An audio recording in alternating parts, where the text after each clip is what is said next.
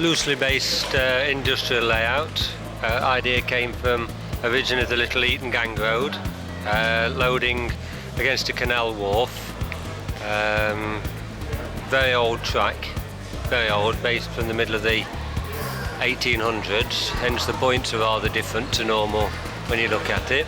The idea with the back track at the top is a new track coming in, a new main line, having been pushed through as the development of the railways came, really. That's the whole idea behind it.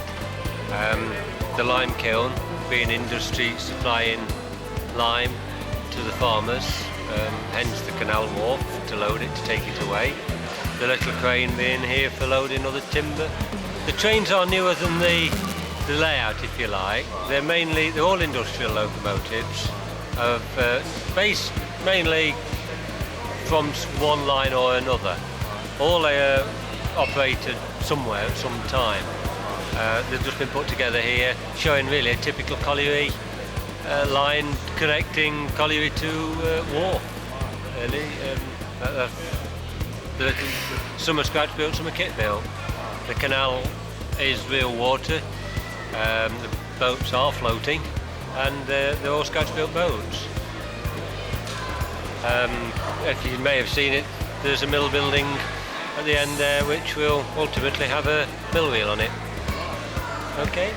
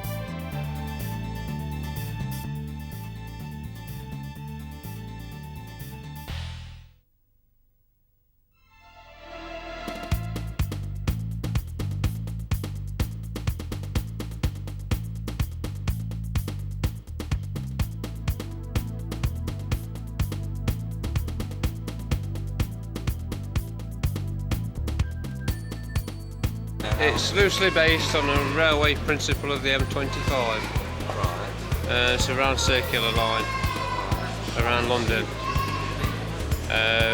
It's south of the East Coast main line of Peterborough, and it joins the southwestern lines of Basingstoke. It's an anything goes layout because the 12 group members that we've got all model the same period of 1948 to 68, so it fits our period exactly. A lot of them's kit built, and a lot of them's detailed from models that you can buy in the shops. Most of the buildings on the layout They're either scratch built from plastic sheet, embossed plastic sheet, or adapted kits. Most of which was done between me and Mark. Right. The warehouse is totally scratch built. The model's modelled on the mid 50s to early 60s.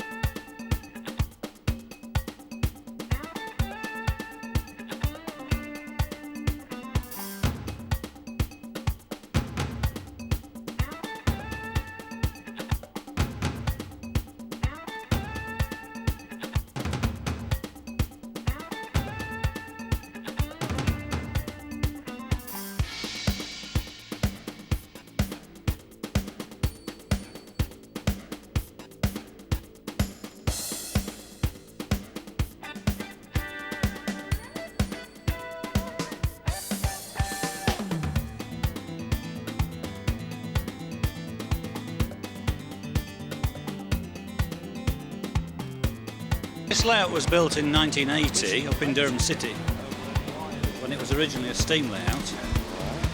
We then moved down to Derbyshire and my son was growing up and he decided he wanted diesels. So obviously I gave in. We then were approached by exhibition manager at Grantham if we had any layouts with overhead catenary on. The answer was no. Can't you do one? So we said, well, ours is probably the easiest to put one on. And my son and I then designed where the various posts are situated. It's a French manufactured catenary with a UK importer. The French manufacturer have now gone out of business and the UK importer's closed down. Right. So we've got problems if we have problems. Right. So it's a bit of a rarity, I would think. Yes, we are looking now insofar as there's a German manufacturer, Sommerfeld, so we can use theirs, they are adaptable. Right. Now we've got their unusual train insofar as the loco is pushing. And the driving van trailer at the front. Right. In other words, you've got the fairly dangerous sort of situation there because anything could come off on the front. Right. You've got the power at the back pushing everything about. I see. What about the actual locomotives that you've got? Well, most of them are either Hornby or Lima. Right. The odd one, an old Triumph. And we've either repainted or detailed them up, renumbered and renamed them, just so that they're not straight out of the box. Oh, right. That's certainly something that a lot of people do, but we like to. We're a little bit different. Okay. The recent addition's been the level crossing. It did have crossing gates on. Right. Because of the modern image now, we've put the flashing lights on. Right. That's new for this layout, for this exhibition. Okay. Colour light signals are manually operated, Right. so it keeps the operator on the toes. Now this is an interesting limestone train. The 7 ICI hoppers are representative of the real thing at Buxton, Peak Forest, and in fact were manufactured by the Buxton model shop there, and he's since sold out, and so we can't get any more of those hoppers now. So they're quite a rarity these days. What about this train coming there? Well, these again are models of the ones that are in the Buxton area. They're Lima PCAs, we call them PCAs, for cement, holding cement. Okay. And we try and have the right loco on the right train. That loco, in fact, was one that was outbased at Buxton at one time, but has since been withdrawn. The idea is that we hold them in the loop while probably an express goes by. So hopefully something's coming down shortly. Right.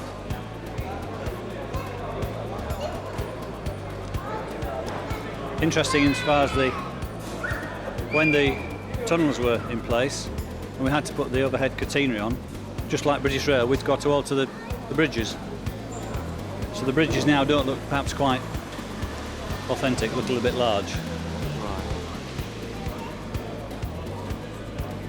The oil tanker's going through there, are standard Lima ones, except I've cut off the couplings and put screw link couplings on to make them a closer fit. You get more on your layout. And more realistic as well. Flashing taillights are a modern innovation. We've only got them on one of ours because we feel that we've got enough things on here to keep going, especially with the Catena, which is quite hard to, well, you need to have plenty of patience because when we take the layout down, certain sections have got to come out, and then when you rebuild it all again, it's quite time consuming. It took me 4 hours just to get the thing up and running yesterday.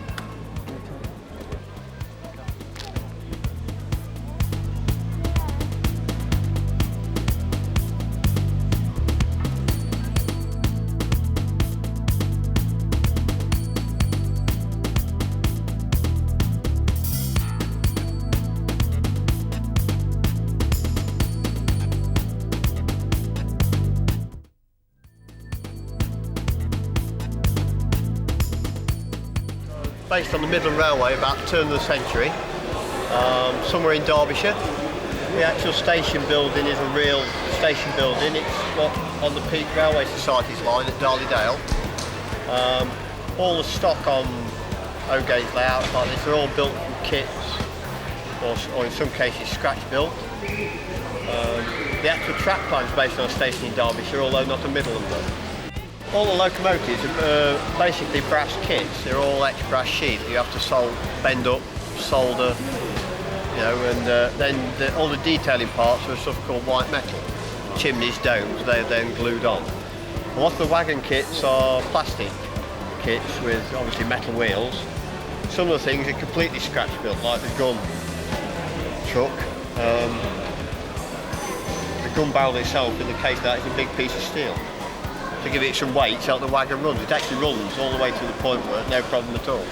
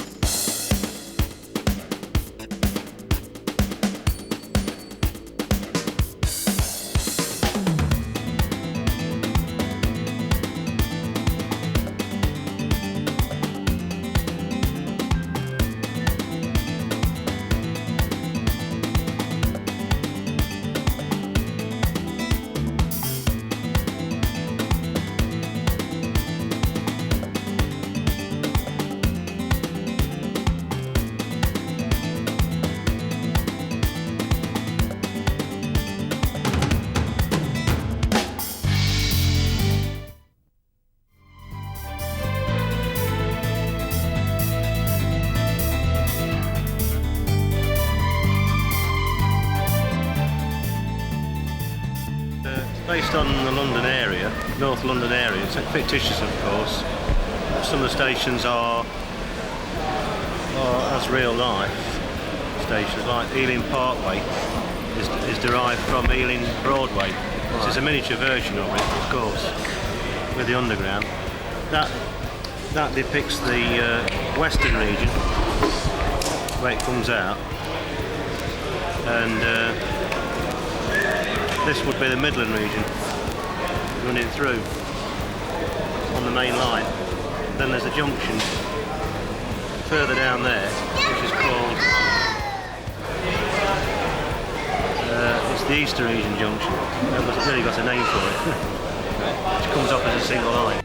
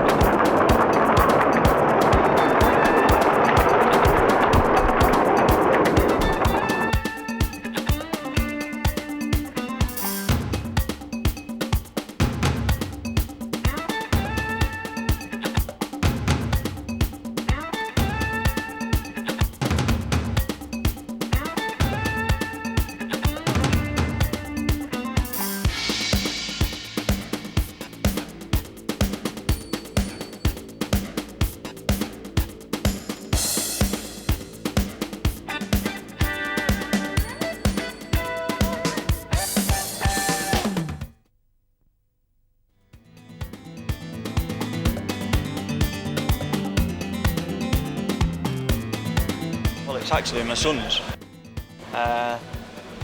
He started it when he was about 11 years of age, and it was 8 foot by 5 foot originally, and he put 5 foot in the middle to make a longer run, and basically it's sort of grown with him. Well, all the track is Pico standard N-gauge, concrete sleepers, and the points again are a Pico with Pico motors on. And most of the stock is Graham Farrish, except for a couple of Minitrix locos and 2 Lima locos, which were resurrected from somebody's scrap. And apart from the baseboards which I built, my son did all the rest of the work, helped by his sister and his mother. We come from Derbyshire, so a lot of the ideas came from Derbyshire. Obviously the viaduct is like the old Monsaldale viaduct, and obviously they run through the country as well. Oh. The station is based on a similar model that we used to have in the railway club.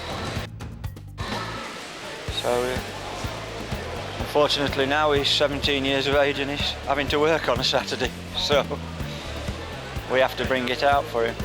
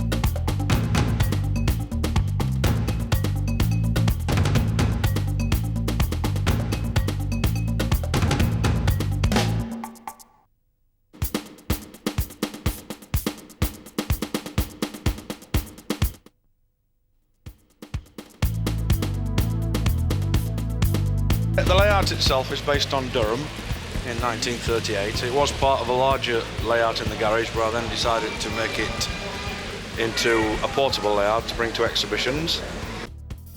This year I decided to cover it in snow, having seen one at a similar exhibition.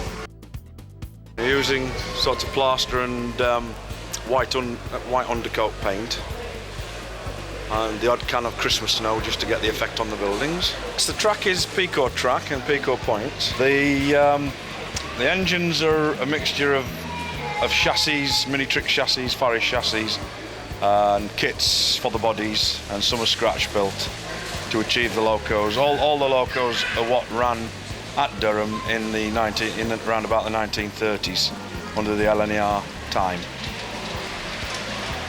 And the buildings are all scratch built based on the Durham buildings themselves. They're all built using plasticard and girders and various other items. That's based on the Durham viaduct. It's slightly shortened because of the actual length. There should be, I think, 2, 4, 6, 8. I've got 9 arches and there should be 11 arches. But it would have meant putting another extension on the layout and use a bit of poetic license and shortened it a bit.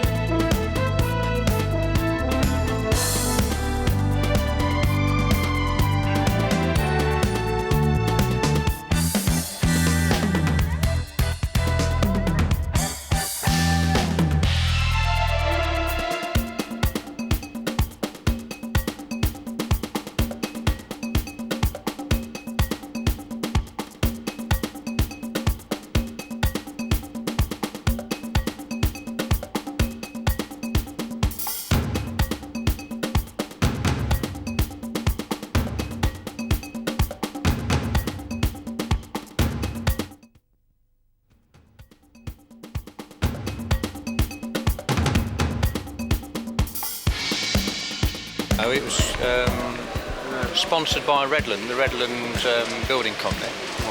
And this is a scale model of their sidings at Barron-Saw. They've got a very big quarry at Mount Sorrel, and then they send it by conveyor to Barron-Saw and to the railhead. And they designed a self-discharging train, which was unique. I mean, previously they had to load the wagons, take them down there, and at the bottom discharge them. But then they designed one where there's a conveyor belt runs completely under all the wagons, and then you've got a wagon which you can see over there. Look, and it runs up those and self-discharges into lorries. So it's a completely self-contained unit. And they approached us to model it for them. And then we took this actual layout out on behalf of Redland to show people just what it was, which we've done. This is the Saw Valley Mod Railway Club. And eventually they said, right, we've got no more use for it, so you have it. So when we exhibit it, we've been all over the country with it. It's quite famous now.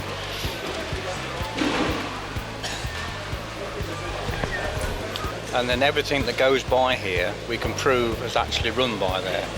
We actually sort of went there and took logs, etc. And we say we've got to drive me and Hubbard. He drives the HSTs, so he knows what runs on this line. There's about 35 members in the club, Saw Valley Mod Railway Club. We're based at Quorn. But we've got a bigger layout than this as well, which we've just finished. And that one's about 98 feet long. That's set up at Quorn in our clubhouse, and it's been invited out now to one or two other venues, which we're still talking about at the moment.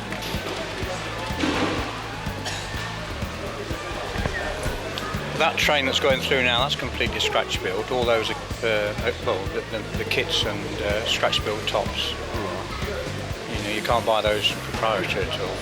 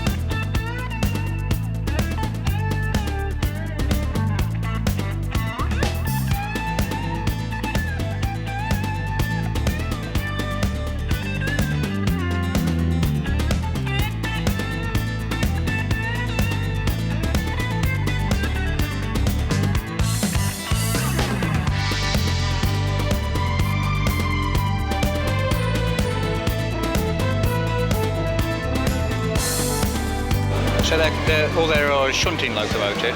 They just have them in the sidings at Barron Saw for just shunting duties, that's all. But they're radio controlled,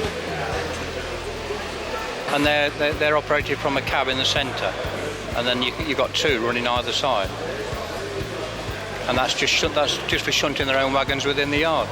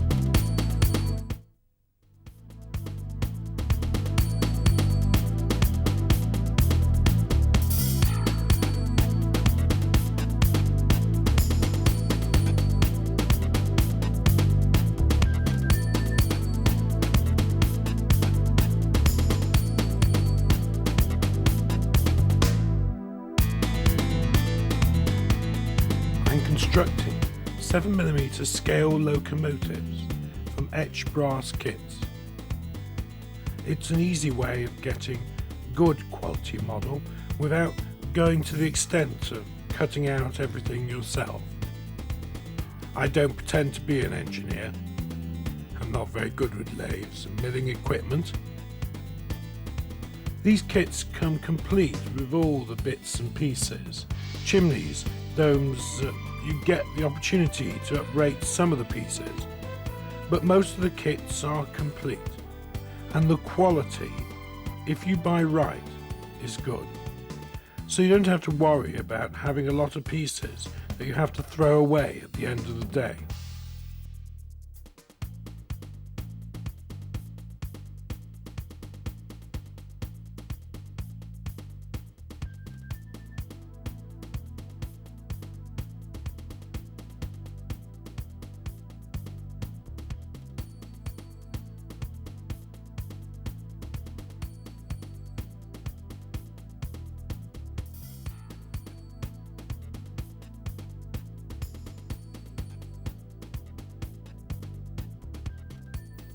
The kits themselves come on a series of etched sheets, normally done on a computer by the designer, which makes them a lot more accurate than the days when they had to be drawn by hand. And usually about 3 times the scale and reduced down by camera.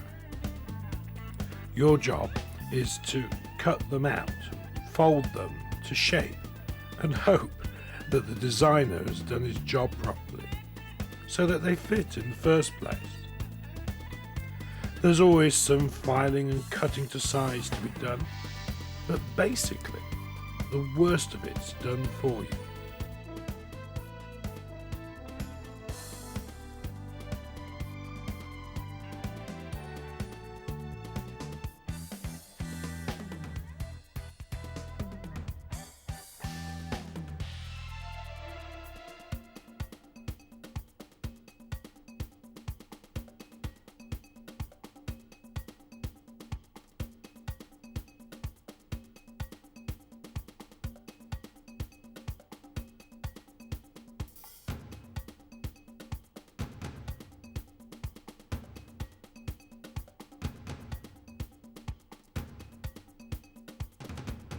I've got an example here of the firebox and smoke box of this loco, which is a Wainwright D, which is a Gladiator kit.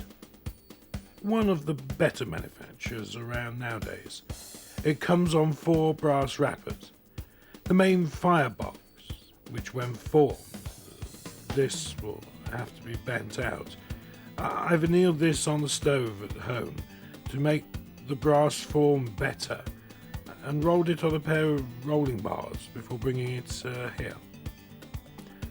When the formers on the inside are soldered in, here they are on the edge here, that will be the boiler. These will be bent out straight, and hopefully I will finish up with another model like that, which unfortunately took me 3 evenings. It's not quick, but it is easier than if I had to cut it all out myself. Average time to build a kit, I'd say, would be around 100 hours. And then you make the choice of whether or not to paint it yourself, or take it to a professional for painting. That one I painted myself. That's a Great Western version of the Great Central ROD. I painted that with a car spray and 3/4 horsepower compressor using cellulose paints, and weathered, again with cellulose, and finally shaking talcum powder over it and brushing it off afterwards. The only snag is, if you handle it too many times, Scotland Yard can come along and test their fingerprint students on it.